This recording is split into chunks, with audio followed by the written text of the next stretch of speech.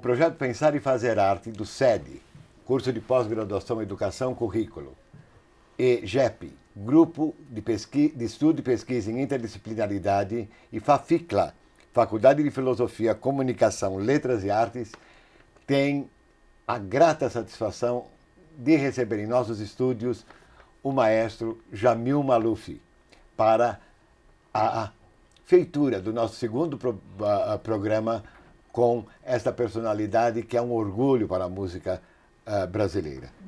Jamil, bom tê-lo aqui novamente. Muito obrigado, eu que agradeço. Jamil, então, continuando, eu gostaria de perguntar para você qual é a diferença entre reger uma orquestra, num concerto sinfônico, somente uma orquestra com um coro, uma orquestra num concerto de piano e uma orquestra numa ópera. Na realidade, você tem aí duas... apesar de você ter citado 4 modalidades, você tem apenas 2 modalidades. Uma delas é a orquestra sozinha e a outra é a orquestra acompanhando. Seja um solista, seja um coral, seja ópera. A orquestra sozinha, estamos maestro e músicos da orquestra, né? Mais em casa. Mais em casa, Sim. Na dependência um do outro. A partir do momento que você coloca alguém nessa história, seja um solista, seja um coro, seja uma ópera, você já está mudando a configuração. Porque você agora passa a acompanhar uma pessoa, né, e a ter que reagir a todas as sugestões musicais que essa pessoa faz. Não é? De bom e às vezes até de ruim. Né?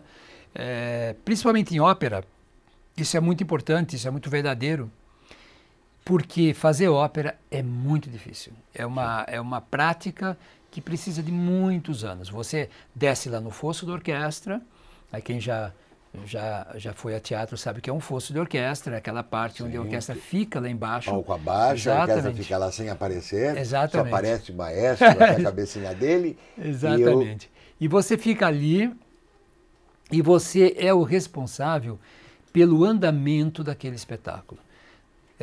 Por quê? A ópera, ela é um espetáculo de teatro musical. Sim. É um momento em que a música encontra com a palavra, encontra com o teatro, encontra com a ação dramática. Não é? Só que no teatro falado, teatro de prosa, quem dá o tempo é o ator. É o ator, ele fala uma frase mais rápido, mais lento, como ele quiser. Na ópera, não. Quem dá o tempo da ação dramática é a música. É a música que determina o tempo. E essa música está na mão do maestro. Portanto, é o maestro que vai conduzir essa ação dramática. Por isso que nem todo maestro, que é um grande maestro na música sinfônica, é um grande maestro na ópera. Para ele ser um grande maestro na ópera, ele precisa ter interesse por teatro. Ele precisa ter paciência para acompanhar ensaios de marcação cênica, conversar com o diretor cênico, ver quais são os objetivos daquele diretor cênico, entender o desenrolar de uma ação dramática, porque depois ele lá embaixo no fosso é que vai dar o tempo da música. De repente você tem uma ação dramática acelerada e a música não está acompanhando, não é? De repente a música não construiu uma atmosfera até chegar no ápice, de repente, de um assassinato na ópera, de uma coisa assim. Você entende?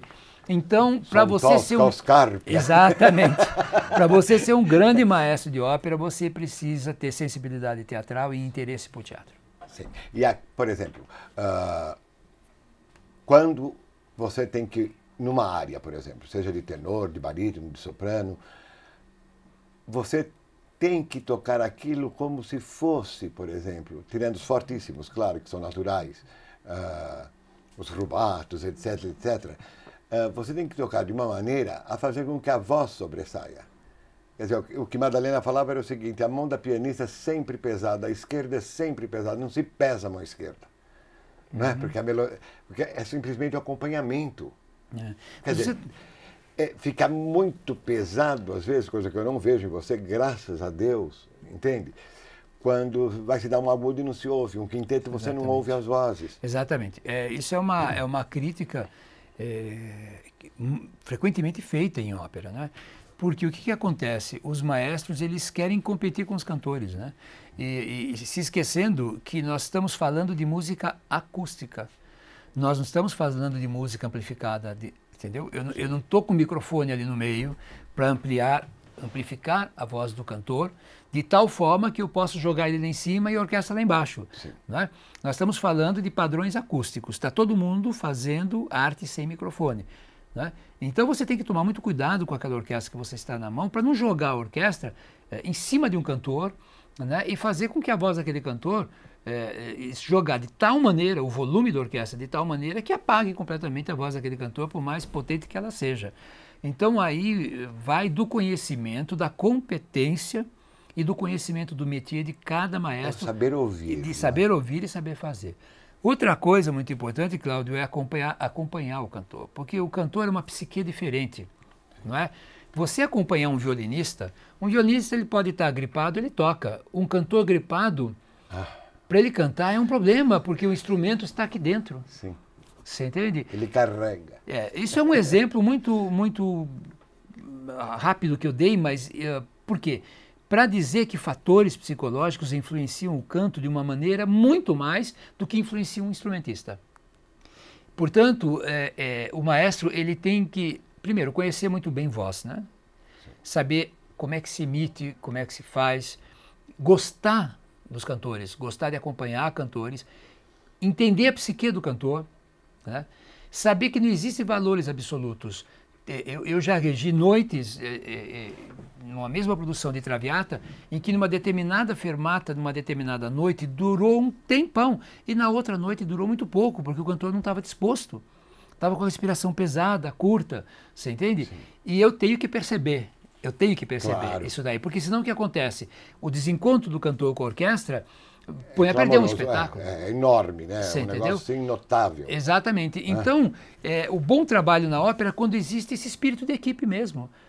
Todos se ajudando para fazer o melhor espetáculo. E não aquela coisa de competir, né? Eu vou jogar minha orquestra em cima do cantor e ele que se vire, né? Porque ninguém tem um microfone dentro da boca, né? Então, esse é um problema muito sério. Então, por isso que a arte de acompanhar a ópera é uma arte que pertence a poucos. Por exemplo, num quinteto da Carmen, né? Da Frasquita, do Remendado, do Dancet, da Carmen, no quinteto que eles cantam na taberna.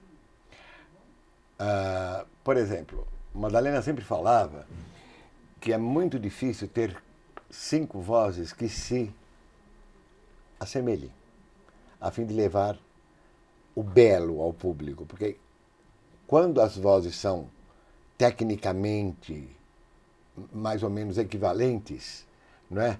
O produto é muito melhor, porque às vezes não é que o cantor seja mau, mas o conjunto não combina. Isso é verdade. Isso é verdade. Você tocou num outro ponto muito importante.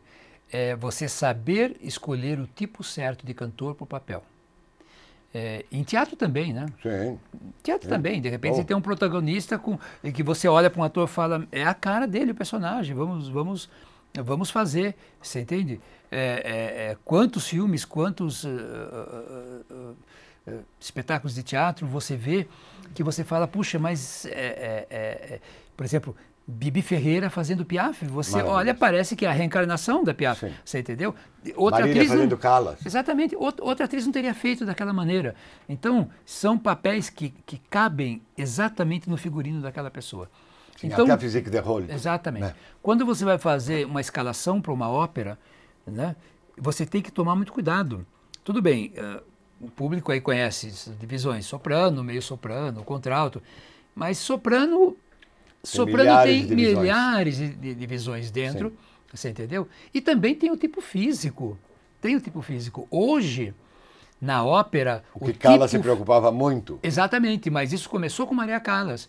Porque a partir da Maria Callas, eu divido sempre a ópera em antes de Callas e depois de Callas. BC e AC e DC. BC and AC. Exatamente. Before Callas and after Callas. Antes de Callas, depois de Callas. Porque a partir dela, a preocupação com o teatro dentro da ópera passou a ser muito grande.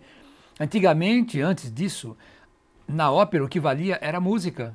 Não interessava se o cantor fosse um poste tão expressivo quanto um poste, contanto que ele cantasse bem. Hoje isso não é mais verdade. Hoje o espetáculo de ópera é um espetáculo de teatro contemporâneo. É um espetáculo importantíssimo de teatro.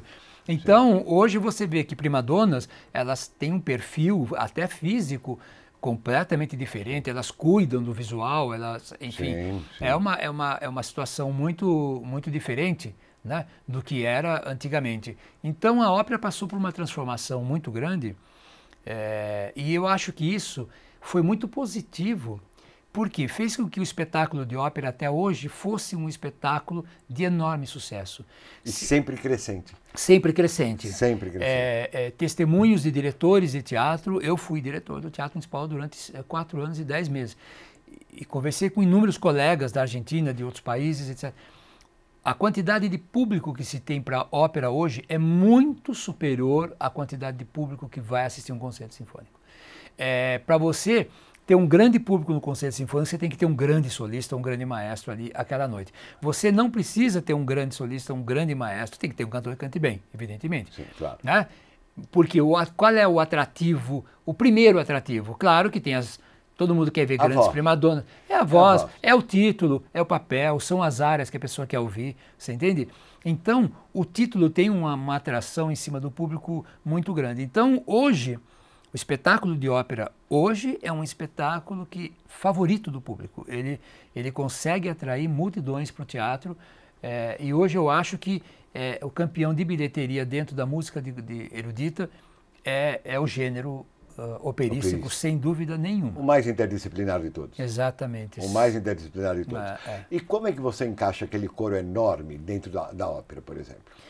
Bom, quer dizer, no Otelo, por exemplo. A questão do coro já é uma coisa muito complicada, porque já começa pela evolução cênica, que é muito mais fácil você evoluir um casal de solistas do que você evoluir 80, 90 pessoas. Você entendeu? Sim. Em cena, e fazer com que aquela evolução tenha um significado interessante, né? Que não seja um mero deslocamento de massa de um lado para o outro, da esquerda para a direita, da direita para a esquerda. Você entendeu? Também. Interpretativo também. Os corais hoje em dia, e isso aqui eu acho que vale um enorme elogio ao coral lírico do Teatro Municipal de São Paulo. Maravilhoso. É um coral de solistas, de grandes solistas, e um coral sempre disposto a atuar cenicamente. Eu me lembro de quando, nos anos que eu fui diretor artístico do Teatro Municipal, que foi de 2005 a 2008, portanto não faz tanto tempo assim, em que eu fiz uma ópera moderna chamada Olga, baseada na vida da Olga Benário. Maravilhoso. Você entendeu? Em que o coral lírico foi questionado no sentido de fazer cenas até extremamente ousadas, e eles não causaram problema nenhum. Pelo contrário, desde o início se colocaram totalmente à disposição. Então eu acho que o universo da ópera mudou muito. Pessoas que olham para isso e falam, a ópera é um espetáculo demodé, não sabem o que estão falando, porque não estão indo mais em espetáculo de ópera para saber, vão levar um susto a hora que chegar dentro da ópera e ver cenas de nudismo, ver coisas assim que hoje viraram coisas comuns dentro de produções. Sim, dentro de produções de ópera. A Salomé, por exemplo, da Maria Ewing no Covent Garden, por exemplo, que ela fica inteiramente nua em frente à rainha, e a rainha, logicamente, não deve ter gostado muito, porque com os resquícios de pudicícia que ela tem, ela não deve ter gostado muito. Exatamente. Mas então nós temos hoje Mas é belíssima a cena. Exatamente. Então nós temos hoje nesse espetáculo. A ópera, ela tem uma grande vantagem, que é ampliar o sentimento humano, né? Porque tudo em ópera é grandioso. Já o espetáculo é grandioso. Por menor que seja a ópera, é um espetáculo grandioso. Sim. É um espetáculo que junta orquestra, junta coro, normalmente, solistas, comparsaria, balé, cenário, figurino, maquiagem, etc. etc. E quando você coloca um sentimento humano sobre o palco, né? Vamos falar, por exemplo, do verismo. O que era o verismo? O verismo era o período em que eles colocavam a vida como ela é em cima do palco. A ópera contava a história de pessoas comuns, como, por exemplo, o Pagliacci, que a gente acabou de fazer agora no Auditório Ibirapuera. Então, de repente, você, olhando para o palco, você reconhece situações que você viveu ou que você viu pessoas vivendo do seu lado, entende? Só que isso em ópera adquire uma grandiosidade muito grande porque é ampliada dentro de cima de um palco, você entendeu? Contada de maneira épica. E o que é lindo também dentro do Pagliacci é a arte dentro da arte. Exatamente. Né? Quer dizer, a audiência, que é o coro daquele espetáculo, não sabe o que o público sabe. Quer dizer... Eu escolhi o Pagliatti justamente para comemorar os 20 anos da orquestra pelo simbolismo que carrega essa ópera. Qual é o simbolismo do Pagliatti? É o artista que tem que fazer a sua arte, não importa o que esteja acontecendo com ele. Muitas vezes ele está passando por um problema sério, está com filha doente ou se separou da esposa, problemas sérios na sua vida. No entanto, ele tem que subir no palco, esquecer isso e fazer a sua arte. Então, a ópera Pagliatti se trata disso, se trata dessa transformação, dessa transmutação do artista pela arte. Não interessa o que aconteça na vida dele, né? Na famosa área Vesti la giubba, ride Pagliatti, né? Quer dizer, o palhaço ri da sua infelicidade, mas ele ri, ele está no palco, ele é o palhaço, e ele tem que fazer. Acho que todos nós nos devemos seguir isso, em todas as profissões. O professor a mesma coisa, um maestro a mesma coisa. Porque nós estamos 100% todo dia. Exatamente. Às vezes 10%, às vezes 100%, às vezes 90%, 80%. Exatamente. Então, se as pessoas mergulharem um pouco mais no universo da ópera, Cláudio, elas vão descobrir mais identidades do que elas imaginariam. Entre elas, a vida delas e essa forma de expressão artística. Cada vez que eu vejo 3, 4 vezes cada uma aqui, ou quando estou fora também 2 ou 3 vezes quando eu posso. Quando eu posso, que o meu período de viagem ficou muito escasso por causa da universidade, mas eu vejo 3, 4 vezes cada uma. E cada vez que eu vejo, para mim é uma recriação, não é uma repetição. Entende? Porque para mim sempre teve 2 sentidos. O da recriação e o da educação, arte e cultura, e levar para a minha sala de aula, quando dá, aspectos ligados àquilo que eu vi. Entendeu? O que faz eu reescrever o script também, não ficar com aquele script pronto para dar aula, aquilo que você acabou de falar. Não é? Mas o que está mudando hoje, eu acho também, por exemplo, o que nós estamos fazendo aqui? Nós estamos falando sobre isso para pessoas que conhecem e para pessoas que também não conhecem. Para pessoas que não conhecem. Né? Para o telespectador que conhece, para o telespectador que não conhece. Exatamente. Isso é uma coisa muito importante. Por que é importante? Porque a música erudita, eu não gosto muito desse termo, mas tudo bem, música erudita ficou circunscrita uma época a uma elite. E isso era muito complicado. Era complicado. Né? Quando eu virei diretor do teatro, eu lembro que eu fui uma vez num programa de televisão, muito famoso aqui no Brasil, e eu perguntei para os jovens que estavam ali me entrevistando, que eram jovens que estavam me entrevistando, quem já tinha ido ao Teatro Municipal de São Paulo. Ninguém levantou a mão. Ninguém. Aí eu perguntei, você, por que você não foi no Teatro Municipal?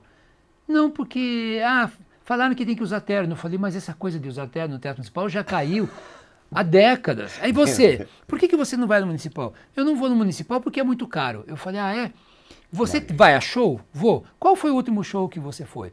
Fulano de tal. Quanto você pagou, tá? Você sabe que você pode assistir uma grande ópera no Municipal por a metade do dinheiro que você pagou por esse show aqui. Exatamente. Então, o que acontece? Falta de divulgação desse tipo de espetáculo, falta de que esse espetáculo vá até as pessoas, que ocupe espaços em televisão, em rádio. Sim. Então, eu acho que agora está se criando uma consciência de que esse tipo de arte tem que ocupar um espaço que lhe pertence nos meios de comunicação para justamente atrair as pessoas. Enorme. Exatamente. Porque do jeito que está, impossível. Exatamente, para atrair as pessoas. Né?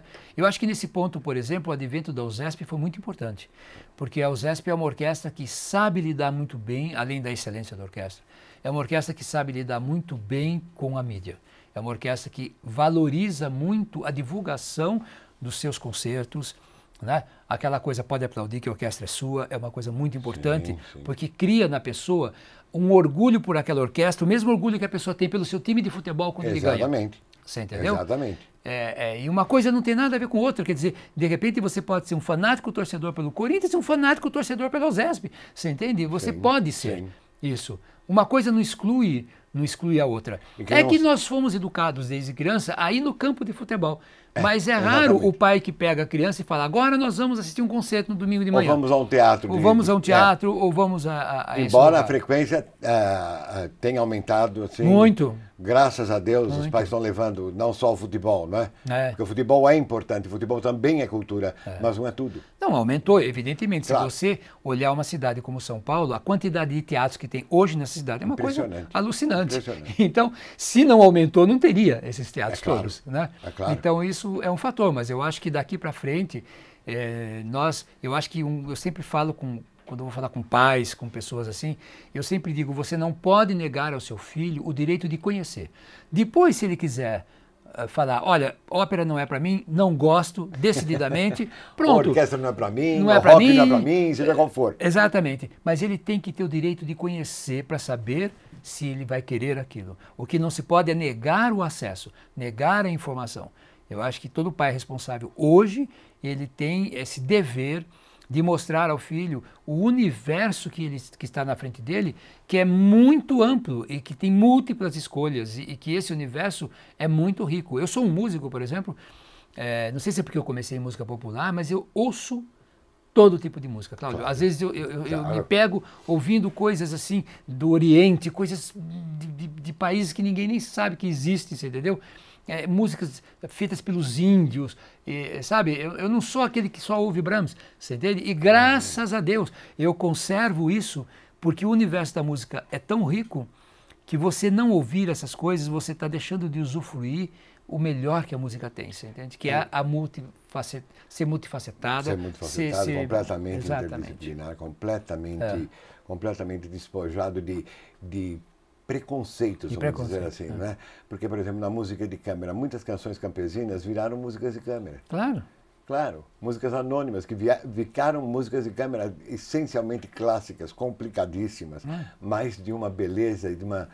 O nosso Villa-Lobos já sabia disso. Ele já sabia disso. Por isso ele viajou o Brasil inteiro recolhendo para o seu guia, você entendeu? Recolhendo canções folclóricas, canções populares, que depois ele utilizou nas suas obras. Que maravilha, você entende? Aquilo. Ele percebeu... Com 130, aquela percussão enorme. Exatamente. Ele percebeu a riqueza da música popular brasileira. Quando eu falo popular, não é comercial, é popular do povo. Popular do povo, sim, sim. A música folclórica, músicas com autores desconhecidos. É de uma riqueza enorme. É uma riqueza imensa, e ele já percebeu isso. Então eu acho que o universo da música, para quem tem genuíno amor pela música, é um universo muito inesgotável. Basta só ter a disposição de explorar, não é? De ser um explorador desse universo. Que me dera sentar toda noite num teatro, que me dera sentar toda noite numa ópera, entende? Como é que conheceu? Agora sou eu que te entrevisto. Como é que começou esse seu prazer em receber a arte? Foi você sozinho? Alguém te levou? Não. Seu pai? Alguém? Foi assim. Como foi? O meu pai via a Gilli na época dele, tudo que vinha ele via. Bom, então e eu era muito criança. Seu pai já era um frequentador. Eu tinha uns 8 anos de idade, quando uma vizinha minha ia ao Teatro Municipal com os filhos ver os concertos matinais. E eu ia junto. E meu pai autorizava. Falou, vai junto sim, por que não? E daí pra frente, eu vi minha Traviata com 12 anos, daí pra frente jamais perdi nada. Pois é. Aqui internacionalmente, eu vi muita coisa. O que eu acabei de fazer, você teve alguém que te pegou pela mão e te levou. Você entendeu? Porque sozinho você não vai. Não, mas aquilo, quando eu vi a Traviata, eu falei assim, não, é isso aí. É assim que deve ser. Entendeu? Quer dizer, depois quando eu fiz canto, mais tarde, 15 anos, com Madalena, eu via como aquilo tinha me ajudado, entende? Não só na recriação de ter visto um bom espetáculo musical, por exemplo, My Fair Lady, etc., que eu adoro também, mas isso me deu um senso de estética muito corrigido e trabalhado por Madalena, claro, que primava pela estética e pelo rigor, né, de música de câmara, etc. E daí eu me apaixonei. Daí eu comecei a conheço todo mundo do coro, sou amigo deles, frequento casa, cantamos, Vitória, exatamente. Terbal, mas a sua profissão não é essa. Quer dizer, de repente você se envolveu de uma tal maneira que porque era até ser. Cantou, era para ser. Era para ser, porque era para prestar concurso para o Teatro Municipal. Aí eu tinha que optar entre a universidade e a música. E eu optou pela universidade. E optei pela universidade porque eu já tinha começado, gostava, e foi muito duro. Foi muito duro ter a época de decisão. Só eu sei, porque eu geralmente não comento isso para ninguém, né? Porque no programa eu sou simplesmente o apresentador do programa e o feitor, vamos dizer assim, o idealizador junto com o Ivani Fazenda de tudo isso que está aqui. Mas foi assim. E a paixão é imensa. A paixão é imensa. Estudo. Então, eu constantemente, quando eu pergunto para pessoas como você, que são aficionados mesmo, quer dizer, vivem frequentando isso, né? Sempre tem alguém lá no passado que pegou pela mão e levou. Eu não vivo a minha vida. Tem evidentemente os casos de pessoas que mais tarde descobrem isso já como adultos, né? E que também falam, puxa, quanto tempo eu perdi da minha vida se eu soubesse que a coisa era tão bonita assim. Porque quando eu apresentava, eu fiquei durante 5 anos apresentando programa em televisão e rádio. E eu falava para as pessoas, no final do programa, eu terminava sempre assim, música ao vivo é a emoção que você não pode deixar de sentir. Claro. Porque eu acho assim, você tem um excelente aparelho de som em casa, bravo, maravilha. Né? Gosta de ficar em casa ouvindo a sua música, confortavelmente instalado na sua poltrona, bravíssimo, maravilhoso. Agora, ouça essa orquestra ao vivo, outra coisa. Que é outra coisa. Não tem nenhuma gravação que consiga reproduzir a emoção daquela massa de som que vem da orquestra para você no teatro, ao vivo. E a troca, né? Exatamente. E a troca. Isso é insubstituível. Então, importante, gravação é importante, mas ela jamais vai substituir o que é a emoção de você estar participando do ritual do concerto, que aquilo é um ritual, né? Do concerto ao vivo, recebendo aquela sonoridade toda, num contato direto com a orquestra, com seus músicos, com o maestro. É uma emoção única e ela é insubstituível, na minha opinião. Jamil, muito obrigado. Foi um grande prazer recebê-lo aqui no estúdio e gostaria de agradecer o telespectador pela audiência e também gostaria de pedir que, caso vocês queiram que nós apresentemos alguma personalidade do mundo artístico, é só mandar um e-mail para o e-mail que vocês veem na tela aí, pensar e fazer arte @puxp.br. Muito obrigado.